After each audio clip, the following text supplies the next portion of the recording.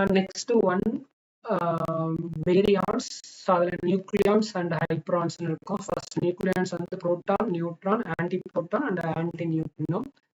Charge நம்மளுக்கு தெரியல, proton is 1, neutron is 0, anti proton அப்படியே -1 0.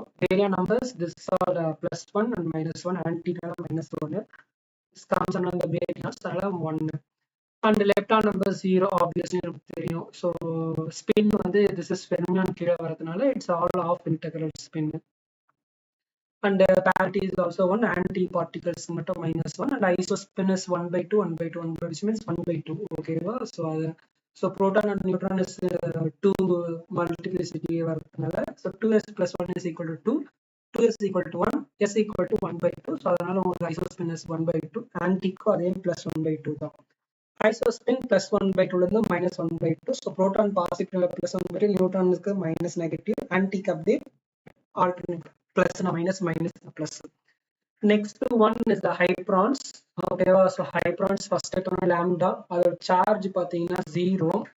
ஓகேவா? So charge 0. So and sigma மைனஸ்க்கு -1, 0க்கு நியூட்ரலுக்கு 0 அண்ட் பிளஸ்க்கு +1. அதே கே ஹைப்ரான்ஸ்க்கு 0னா 0, மைனஸ்னா -1, ஒமேகாக்கு -1. This all bare numbers is 1. Okay, so lepton numbers all 0 and the spin is also 1/2 except omega is 3/2. Okay, so this is 3/2, not 3 minus, it's a 3/2. And the parities are 1 and isospin. So lambda is 0 and omega is also 0, but sigma is 1. Okay, so sigma -0 plus 1 is, and k hyprons 0க்கு 1/2, 1/2 இல்ல plus 1/2 தான். So இதை base பண்ணி உங்களுக்கு ஐசோஸ்பின் உங்களுக்கு replicate ஆகும் உங்களுக்கு isospin. ஓகேவா? So this are the single table classification of elementary particles.